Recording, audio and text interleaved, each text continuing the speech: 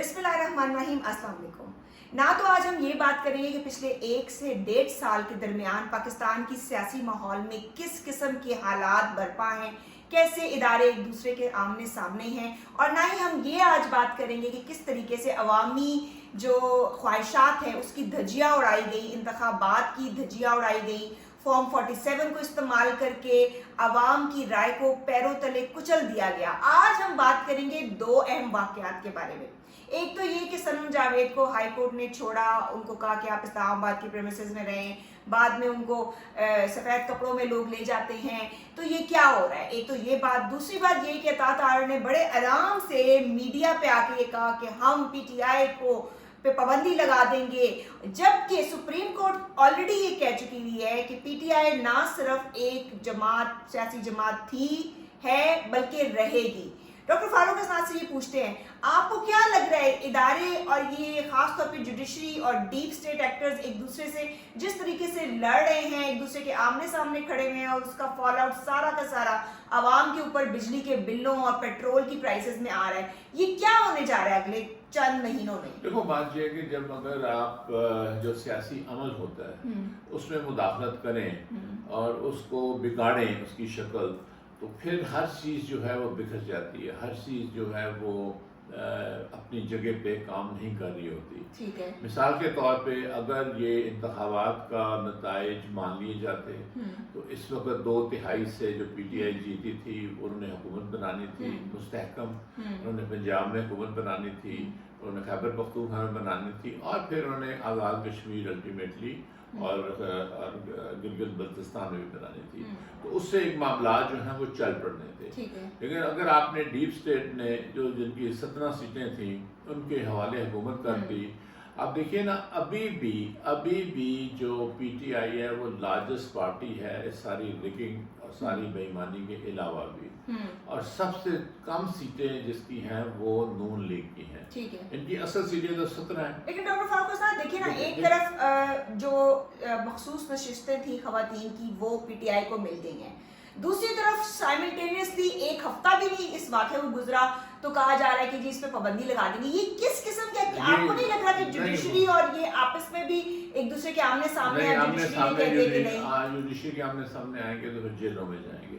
بات یہ ہے کہ انہوں نے ایک فیصلہ دیا ہے, اور انہوں نے جو اس سیٹوں کا ان کو صرف یہی فائدہ ہوگا کہ ان کی تعداد کچھ بڑھ جائے گی اس میں, اور خاص طور پہ خیبر پختونخوا میں فائدہ ہوگا کہ چونکہ انہوں نے حلف نہیں لینے دیا تھا تو وہاں جو سینٹ کی سیٹس ہیں وہاں پہ ان کو فائدہ ہوگا. باقی تو اسی طرح معاملات چلیں گے. جعلی حکومت جو ہے وہ حکومت کر رہی ہے, جعلی بھی نہیں, ان کے جو پیچھے بیٹھے ہوئے ہیں. اس سے دیکھیے کیا ہوگا, اس سے یہ ہوگا کہ آپ کی جب تک سیاسی استحکام نہ ہو اقتصادی استحکام آ ہی نہیں سکتا. آپ دیکھ لیں قیمتیں بڑھتی چلی جا رہی ہیں, انفلیشن ہو رہی ہے, ان امپلائمنٹ ہے, افراتفری پھیلی ہوئی ہے. دوسری بات ہے کہ انہوں نے اتنا ڈیسٹیبلائز کر دیا ہے سیاسی نظام کو کہ اس میں سے راستہ نکال کے جو ٹیررسٹ گروپ ہیں وہ بنو میں آتے ہیں.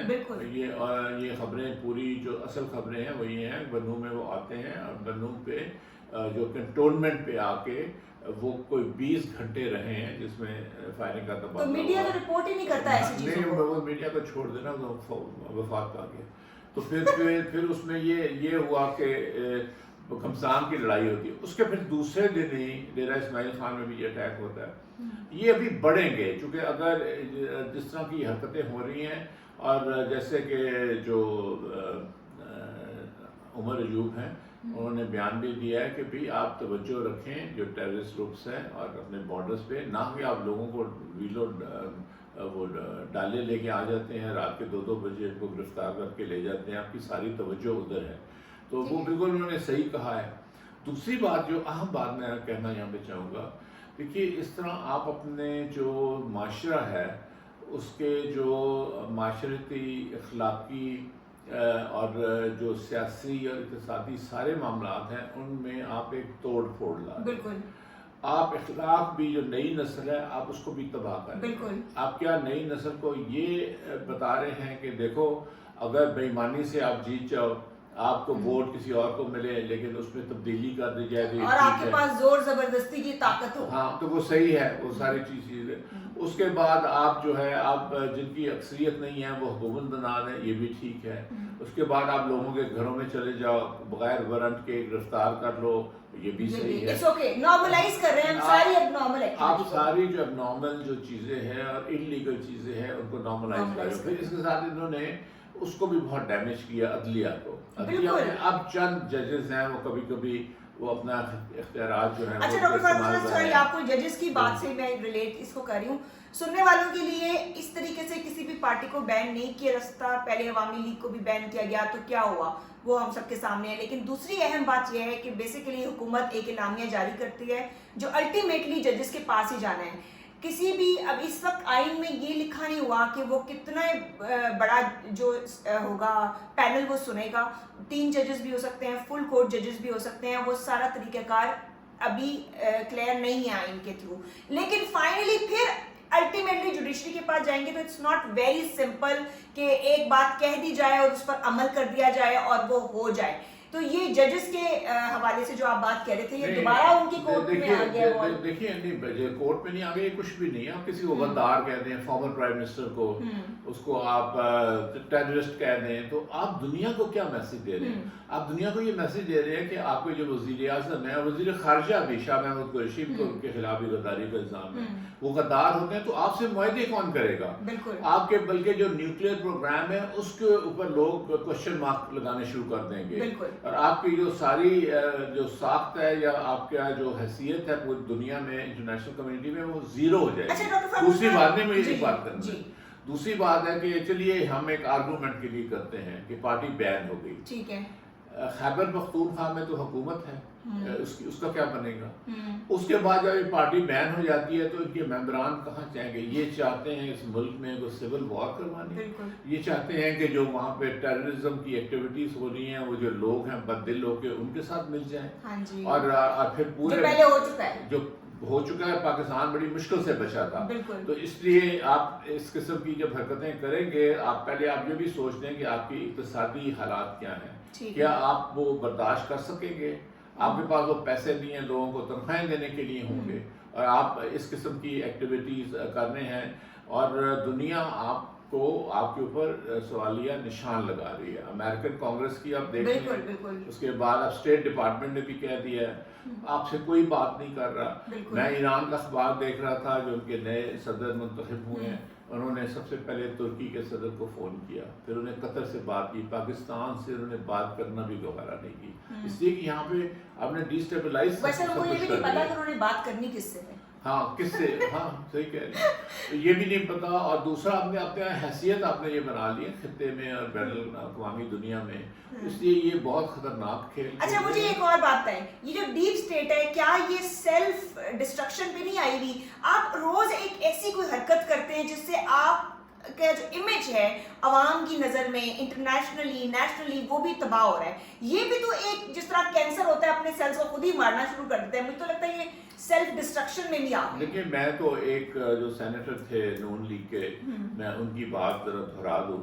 انہوں نے کہا تھا جب اللہ تعالیٰ کسی قوم کو اوپر تباہ کرنا چاہتا ہے تو پہلے ان کا دماغ خراب کر دیتا ہے. تو اور سائیکولوجیکل اور بھی لوگ کہہ رہے ہیں کہ یہ ہمیں کوئی سائیکولوجیکل مسئلے بھی لگ رہے ہیں، یہ نارمل نہیں ہیں یہ لوگ جو حرکتیں کر رہے ہیں، اور اس طرح یہ ملک کو تباہی کی طرف لے جائیں گے. لیکن میں آپ کو یہ بتا دوں کہ تباہی کی طرف لوگ نہیں جائیں گے، لوگ اٹھ کھڑے ہوں گے اور پھر ان کو مصیبت پڑ جائے گی اور ان سے حالات بھی کنٹرول نہیں. لیکن کیا آپ کو لگتا ہے لوگ اب اس قابل بھی بچیں گے وہ اٹھ کھڑے ہوں؟ ان کی تو دیکھیے آپ بنگلہ دیش کو کہہ رہے تھے نا کئی سالوں سے کہ وہ چپ کر کے بیٹھے ہیں، ان میں جان ہی نہیں ہے. اب دیکھیے وہاں پہ کیا ہو رہا ہے.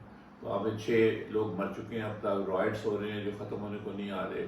اس طرح ہم عربوں کو کہتے تھے، مجھے یاد ہے کہ یہ کچھ بھی نہیں کرتے. پھر ہم نے دیکھا جو وہاں پہ ریولوشن ایک آیا اور عرب اسپرنگ کے نام سے کیسے حکومتیں الٹی، کیسے ان کے تختے الٹے. تو آپ کو لگ رہا ہے سیچوریشن پوائنٹ آ چکا ہے؟ سیچوریشن اور پاکستان میں ہو چکا ہے. دیکھیے نا ایوب خان کا جو تختہ الٹا تھا وہ لوگوں نے سڑکوں پہ نکل کے، اس کے بعد بھٹو کا تختہ الٹا تھا سڑکوں پہ نکل کے، اس کے بعد جو مشرف تھا اس کا تختہ الٹا تھا سڑکوں پہ نکل کے. ایسی بات نہیں ہے کہ یہاں ہو نہیں سکا، لوگ نکلے ہیں.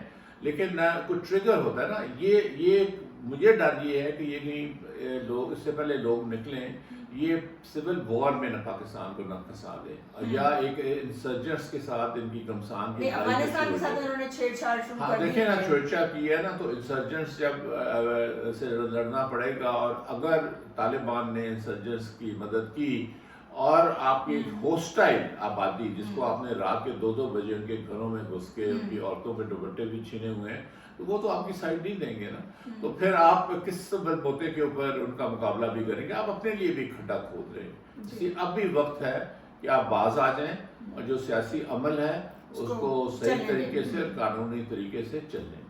Thank you so much doctor Farooq Asnad. ہم دوبارہ کسی اور موضوع کے ساتھ مزید اس پہ بات کریں گے.